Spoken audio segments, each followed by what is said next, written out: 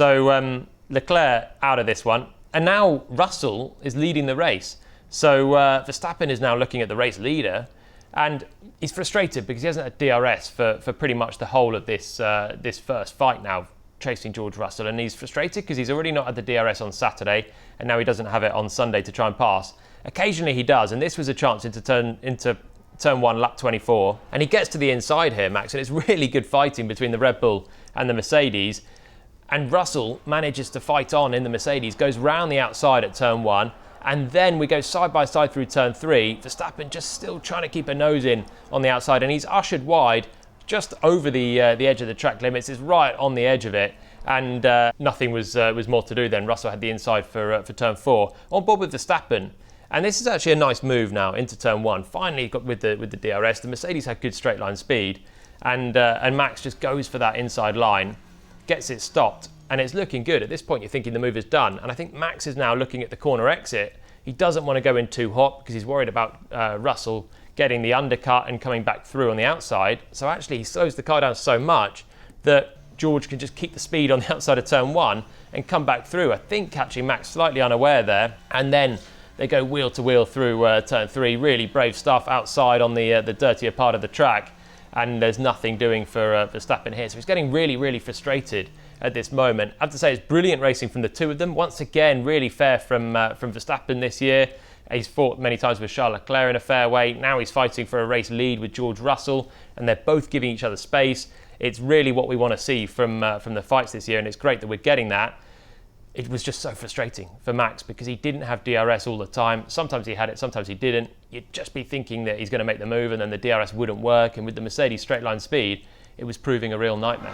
We've not seen too much between these two in terms of attack and defence before, but I am one that wants to see much, much more if that's what they're going to produce in the future. George Russell into turn 5, keeps ahead of Verstappen.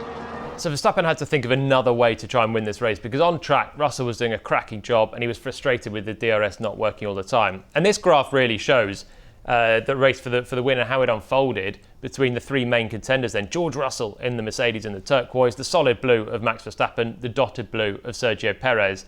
And the first part really is to look at Verstappen v Russell and how Max managed to jump George without having the DRS. He gets in behind Russell back here then. So Verstappen has his moment in the top where the blue just jumps down. That's Verstappen through the gravel, loses the place, and then a few laps later he's already onto the back of Russell. But crucially, they pit at the same lap here for the first stop. And it means that whilst he's not been able to pass in the first stint, he then has exactly the same tyres and the tyre life to do this whole second stint just trailing the Mercedes. He has that big fight that we've just seen, but can't make it through. He's getting immensely frustrated at the wheel. So Red Bull decide to do something completely different, pit again, and this is the moment really that Verstappen probably wins the race with that pit stop. Then he gets clear air. He's so quick. Maybe he could have fought Leclerc if he hadn't have made the mistake earlier on and Leclerc had finished the race. Maybe they were on a par. But at this point, against the Mercedes and his teammate, he's just too quick. And on the different strategy with no traffic now, no DRS issues because he doesn't need the DRS, it's much easier for Max. George Russell on that medium tyre, Max Verstappen on the red striped soft tyre, and George Russell pits, so he's not going to get the chance to go round Max Verstappen. The next problem though was going to be, after he cleared Russell, Perez, his teammate. And this is where there was a little bit of contention in the Grand Prix between basically the race being decided by Red Bull with the team orders manoeuvre, and Perez managed to obey it, get out the way, and was very fair, very cooperative, which is good for him and good for the team. I thought it was harsh on Perez, to be honest, this team order, and we can see how the race unfolded between them here. So first of all, you get the team order here. Perez is ahead of Verstappen after Max goes off, and he's ordered immediately to get out the way. He's not able to pass Russell, so let's see if Max can get past Russell as well. Verstappen can't. So Max pits at the same time as George. Checo goes on and then has a tyre advantage when they meet again around this lap here. And he's on the radio saying, let me through now, I can go quicker, which is what he thought would be reciprocated after he let Verstappen through earlier on. But Red Bull, they held Verstappen there, trying to pass Russell on track, on merit, and just compromised Perez here on his pace slightly when he could have probably gone on and passed George Russell, as he did just a few laps later, as soon as he had a chance really. So Perez then gave way to Verstappen, didn't get the reciprocation after his first stop when he was charging on fresher tyres. And then we get the moment then that decided the race, which is here much later on. Verstappen now on much fresher tyres, and before he even gets the chance to race with his teammate, Perez is ordered to not fight, let him through, and that'll be the race win. Okay, you want a different strategy to Max? If he's quicker, we let him through. That's very unfair, but okay. Thank you, mate.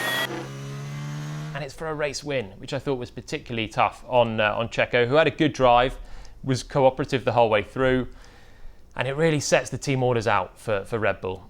To be honest, I think Verstappen was going to win this race anyway. The way that he was going after that third stop, he was too quick. He had too much pace with better tyres, and I think if they were allowed to fight, so long as the DRS was working for Max, which it looked like it was, and they were getting on top of the issues in the later half, I think he would have been able to pass Checo anyway. I just think it's a shame that Red Bull made it so obvious and so clear that that Perez will jump out of the way for a race win for his teammate, rather than let it fight out on track. And I know people would say, there's no need to do that. It's a risk, and it makes sense, and it does make sense in many ways. But I think sometimes you've got to trust the drivers as well not to have incident. We've seen so many times the drivers fight each other on track, teammates. Think of the Alpines back in Jeddah when they were wheel to wheel for many laps. These are some of the best drivers in the world. If Verstappen could fight Lewis Hamilton cleanly last year for the win, then I think he could fight his teammate probably for the win this year. It's a shame that we didn't get to see it. And people will also say Mercedes have done team orders, everyone else has done team orders as well in the past. This year it just feels a little bit more contentious to me, because whilst Mercedes have done it famously in Sochi with Bottas getting out the way for Hamilton, that was with about 4 or 5 races to go. Bottas wasn't in championship contention, whereas Hamilton was. Technically speaking, Perez was only 19 points behind Verstappen coming into this race. One bad race for Verstappen and a win for Perez, and he'd be ahead of Max. And he's had a pole position this year, and he's driving quite nicely.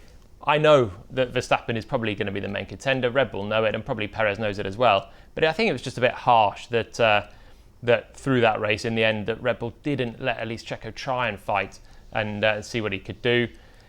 Maybe it's inevitable. The other thing is, maybe it means now Ferrari are going to have to do their own team orders, because if Red Bull are going to play like this from race 6 already, and Charles Leclerc is looking this good, but now behind in the championship, maybe it's just going to encourage Ferrari to think, actually, fine, Leclerc's our man and we're going to have to do the same.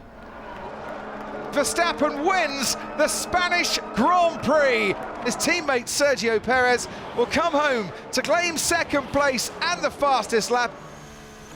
Thank you for everything in that race. I'm happy for the team, but we need to speak later. Yep. The other thing that was interesting in the race was the pace of the Mercedes, and particularly the pace of Lewis Hamilton. And we could see that here with Lewis end of lap 1 to the end of the race, and he's actually pretty much on a par with Verstappen, the race leader, the race winner, in fact. After he pits, he's 54 seconds away. By the end of the race, he's 54 seconds away as well. And he showed tremendous pace, did Hamilton. Yes, Verstappen lost a bit of time with going through the gravel, then he was held in behind Russell. You can't compare the races absolutely, but then Hamilton also charged through the field a little bit and didn't want to even stay in the race after his lap 1 moment as well. So Hamilton had a huge amount of pace. And this final stint as well that he did against Sainz's Ferrari was just brilliant as well, to bring himself back in and then overtake Sainz before having to back off with engine overheating. It shows Mercedes, maybe on race pace in Barcelona, particularly in the hands of Hamilton, could have been able to fight and really challenge the Red Bulls. Probably still Verstappen in clear air and fighting with Leclerc would have been a little bit too quick. Leclerc, let's not forget, had this race sewn up, and that's shown at the top before he retired. But Hamilton certainly better off in the Mercedes, and we saw it also with George Russell fighting with the 2 Red Bulls and fighting the best they have this year by a long way as well, and getting the podium in the end.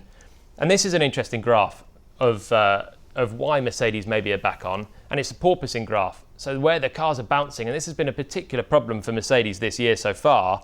And now the bottom line is Mercedes, is the turquoise colour of the Mercedes. They had the least porpoising of anyone in Barcelona. They bought an upgrade package, and whilst no cars were struggling dramatically in Barcelona, generally it's lower speed with just the one key area into the first corner. Mercedes actually now look right on top of it, and this could just be the start of a bit of momentum for the team to get back on top, because so far they've just had one major headache with their porpoising, that they've not been able to add downforce and performance into their car. Now they're on top of it. They've had a decent race. It's not going to be an absolute magic fix. They're going to have to build up bit by bit now. After the race on Sunday, though, there is definitely potential. And you could see it with the way that they are now on top of that issue. They can look ahead and start proper development, which will be interesting because the season's still long.